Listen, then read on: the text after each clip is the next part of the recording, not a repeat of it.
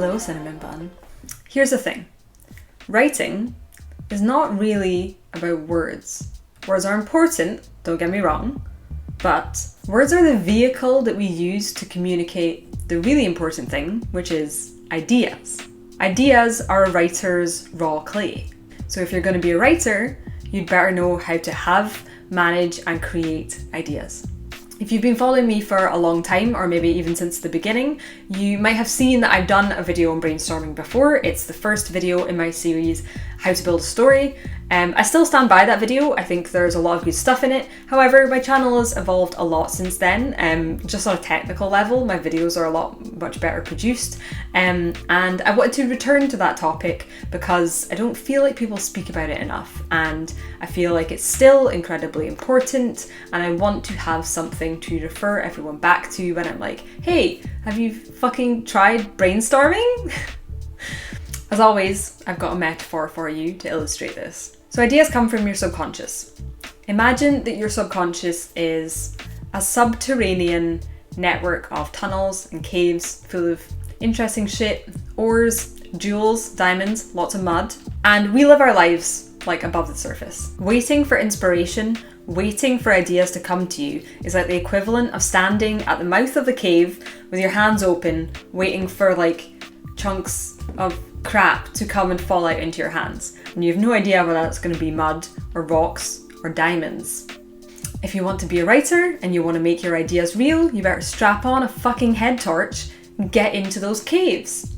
Get your climbing gear on and start digging shit up. You need to become good at plumbing the subconscious because that is where all the good shit is. Okay, here's another metaphor because I like those.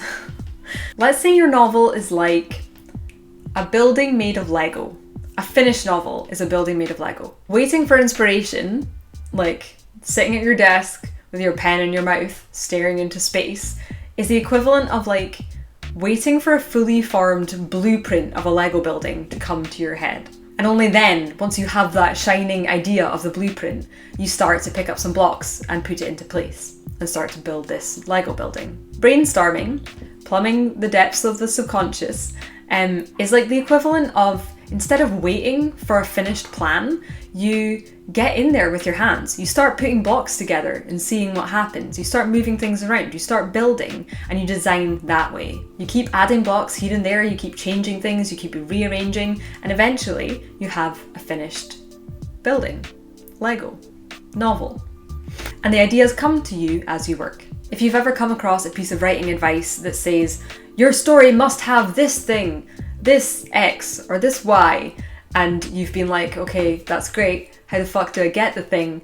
Then this video is for you. Congratulations. I would honestly say that the one skill that influences everything I do, my greatest skill, is problem solving. Across writing, across coffee, social media, making videos, every single thing I do. My best skill, my most useful skill for all of those things is problem solving. And sometimes I think that people look at my solutions to things and they get impressed and they think, wow, I can't believe her brain just like magically came up with that. That's amazing. Like it just came to me in a flash of inspiration. And that's not true. Truth is, anytime I look smart, it's because I'm really good at brainstorming. I will brainstorm any problem I come up against, whether it's about writing or anything else. I'm good at brainstorming and I'm good at having ideas. And then I get to reap the benefits of that later on and look smart. But in the moment, I'm not smart. And yeah, some problems are too big to solve in a 20-minute brainstorming session or a 40-minute brainstorming session or a series of 3 brainstorming sessions with breaks in between. Some things are really big and complicated, but it doesn't matter what the problem is. Every time I brainstorm, I get insight and I make progress. Every single time. Even if I don't end up at a magical answer with a capital A, it's always helpful. If everything that I've ever learned about writing could be put in a kind of hierarchy, say it's like a tree, how many metaphors do I have in this video? And so, yeah, the different techniques and everything else that I've learned about writing can be put on various branches and leaves and, you know, put in order of like what's most important, what do you start with, and then where do you go from there. This skill, brainstorming, would be deep in the roots. It would be the seed it would be the absolute first thing, the most important thing. I'm not exaggerating when I say that as a writer, I think this is the most important skill that you should use and master and continue to use. It's that important. It's number one. It will have a knock-on effect on everything you do. Okay, hopefully that sold you on it. Let's get into the details. What is brainstorming? You might be bored of that question even as I said it, but I promise I've got interesting things to say. There is a difference between a brainstorming session and a brain dump. I would like to clarify that I hate the word brain dump. An idea dump is kind of the same thing. I hate the image it conjures, but people use it all the time and it does the job. So I'm just gonna keep calling it that even though I hate it. A brain dump is like downloading all the thoughts that are in your brain onto paper or onto a screen, onto whatever, like just getting rid of everything that's just churning around in there to give you some mental clarity, help you focus, help you de-stress and get less overwhelmed. It's a fantastic technique and I do believe in it and I advocate it, but it's not the same thing as brainstorming. Even though outwards they pretty much look like, if you watch someone brainstorm and you watch someone idea dump, it probably looks kind of similar, but they're not the same thing. Brain dumping is like downloading. It's simply just like getting out everything in the brain onto the paper. Brainstorming is active problem solving. You start with a specific query, a concept, a question, and you generate possible ideas and possibilities and solutions to that. If you've tried brainstorming in the past and maybe haven't found it super useful, think about what you were doing. Were you just getting down all the ideas that were in your head, or were you focused towards a specific goal? Because if it was the former, it might be that you were actually brain dumping and not brainstorming. And yes, we all love those golden epiphanies that just come out of nowhere and just like shine above your head like a light bulb. We all love those. They're not going anywhere. You will still get them if you brainstorm.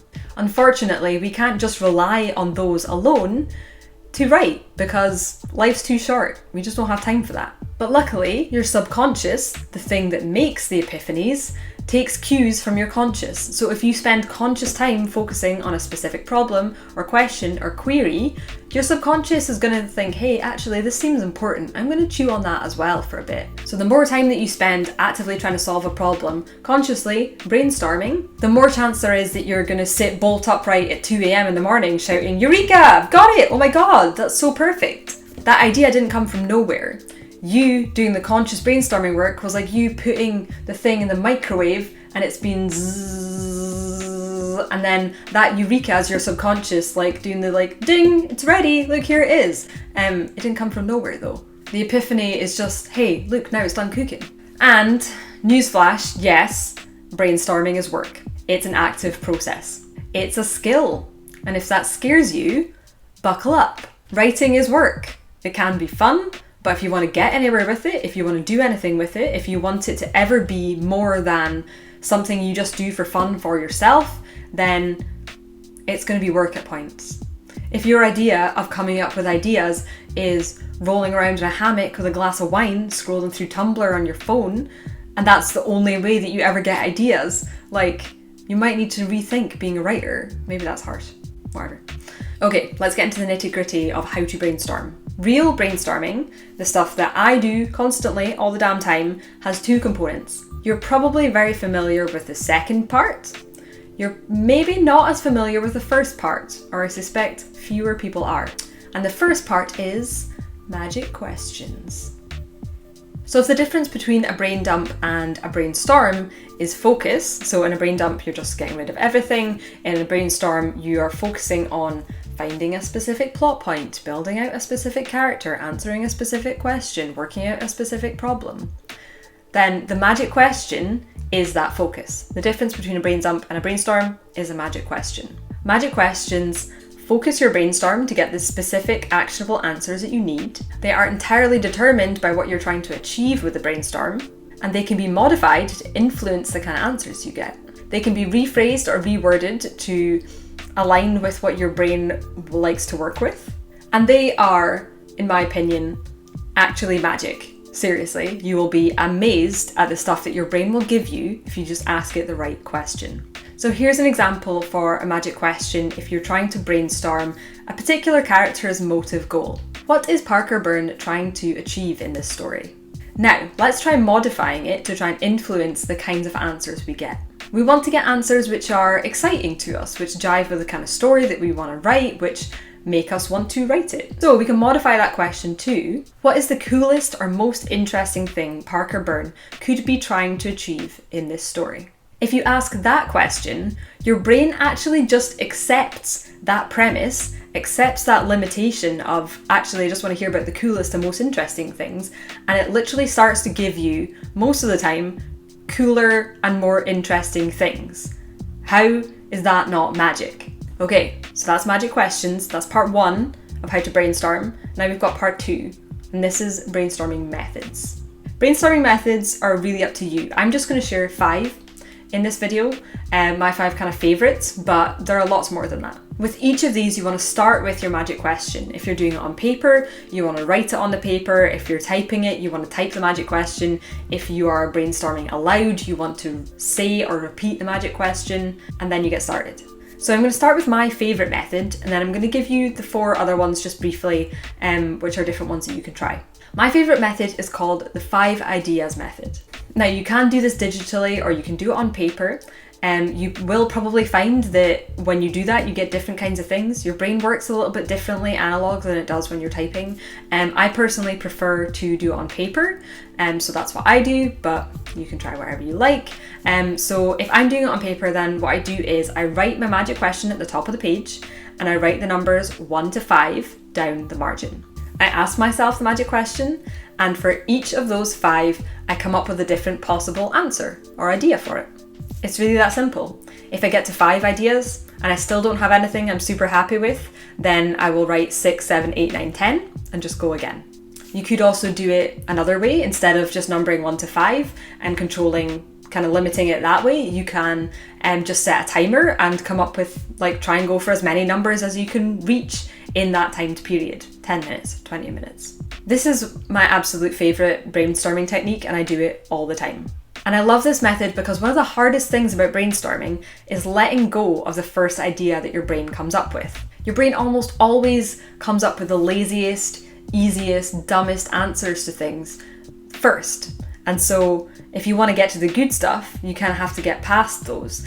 So this method, forcing you to come up with multiple possible answers, immediately makes you let go of the previous answer and entertain a new one just immediately. It helps you get those first few obligatory crap answers out before you start to get to the interesting stuff. So that's my favourite method, but I do also use other methods because I think it's good to mix it up. I think it can get a bit samey if you just use the same thing all the time, especially if you brainstorm as much as I do. So here are some other methods I like to use. Mind mapping, also known as clustering or spider diagrams. Again, you can do this on paper just with A4, put a bubble in the middle, draw things out from it. And there's also apps and programs that you can use to do it online.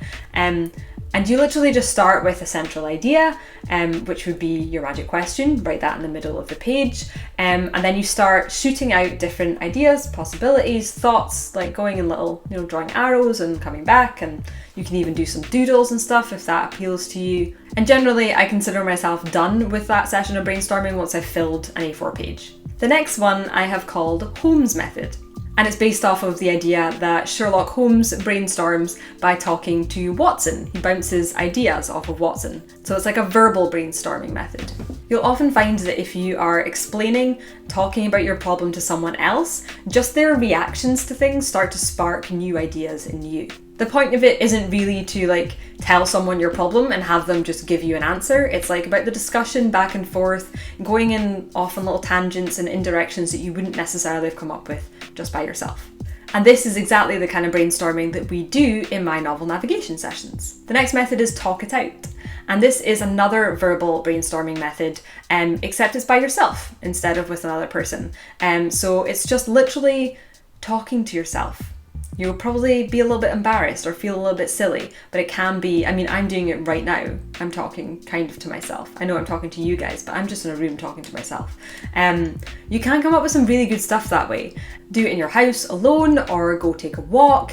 You can record it, or you can just note down or record the good things that you come up with and ignore the rest. If you feel like you don't know what to say, then you can always just repeat the magic question. That's always helpful. And lastly, we've got free writing. And this is another one where you can do it analog, you can do it on paper, you can do it in a journal, you can type it, you could even do it on your phone. And you simply write or type for either a certain time period, 10-20 minutes, or until you fill a certain number of pages. No filter, pure train of thought, just anything you're thinking, get it out there. Again, if you stall, if you don't know what to say, repeat the magic question over and over. Even if you just feel like you're doing it mindlessly and you're like, why am I doing this? Just keep doing it. Things will start to come loose. Write anything that comes to mind. The idea with this one is that you're not allowed to stop writing during this time, during this page, or during this session. Those are my methods. If none of those particularly jive with you, although I'm sure that there's got to be at least one of them that's pretty good for most people, then you can just Google brainstorming methods. There's tons of them out there. As long as you're pairing it with a magic question, you're good to go. As long as you're generating different possibilities for answers and solutions to that question, you're good to go. The magic of brainstorming is the process of freely entertaining ideas and then externalizing them, getting them out of your brain into whatever format that may be. So any method which allows you to do that is a good brainstorming method. Okay, that's this video. Let's talk about brainstorming in the comments. What are your favorite methods? Do you do it? Do you find you're resistant to it? Have you never done it before? Let me know.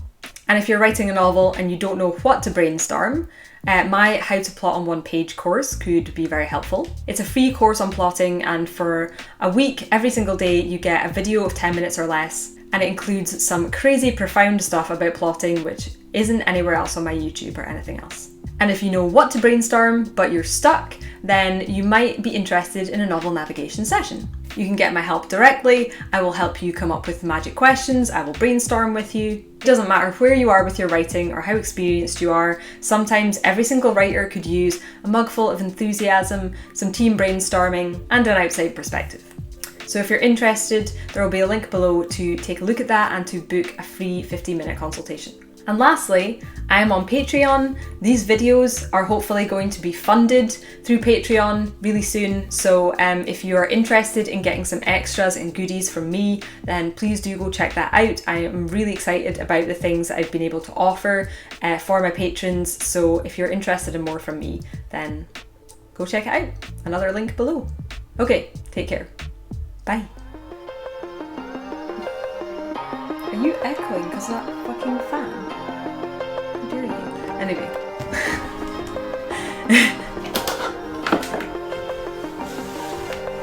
Morning, shouting.